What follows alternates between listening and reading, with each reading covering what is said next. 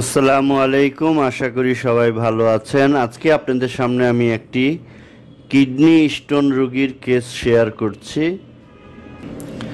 এই রোগীর আল্ট্রাসোনোগ্রামের রিপোর্টে দেখা যাচ্ছে যে ওনার ডান দিকের কিডনিতে 8 mm এর একটা স্টোন এবং বাম দিকের কিডনিতে 7 mm এর একটা স্টোন। তো এই কিডনি স্টোনের জন্য সাধারণত হোমিওপ্যাথি খুব ভালো কাজ করে। নিচে কমেন্টে দেখা যাচ্ছে যে ওনার দুই পাশের কিডনিতেই স্টোন আছে। এই রোগী আমার এখানে ট্রিটমেন্ট নিলেন। আর এই ছবিটা হলো ওনার কি কি লক্ষণের উপরে আমি মেডিসিন দিয়েছিলাম। ওনার রানিং লক্ষণগুলো ছিল এই।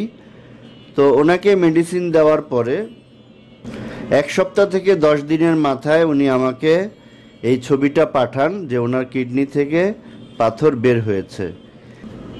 তবে এখানে কথা আছে, কিডনির পাথরের ওষুধ খেলেই পাথর বের হয়ে যাবে বিষয়টা এমন না। পাথরের লোকেশনটা কোথায়, কিডনি থেকে যে ইউরেটারের যে লাইন, এই লাইনে আসার জন্য যদি উপযুক্ত একটি পজিশনে থাকে তাহলে খুব সহজে, অনেক সময় হোমিও ওষুধ খাওয়ার পরে 2-4 দিনের মধ্যেও কিন্তু পাথর বের হয়ে আসে।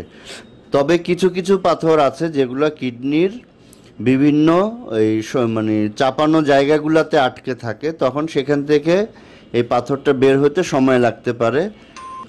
আর যদি এমন কোনো জায়গায় হয় যে সেখান থেকে পাথরটা বের হয়ে আসা সম্ভব না, তখন আপনাকে সার্জারি বা অপারেশনে যেতে হবে। সবার জন্য শুভকামনা এবং কিডনি পাথরের জন্য হোমিওপ্যাথি চিকিৎসা নেওয়ার আহ্বান জানিয়ে আজকের মতো এখানেই বিদায় নিচ্ছি। আসসালামু আলাইকুম ওয়া রাহমাতুল্লাহ।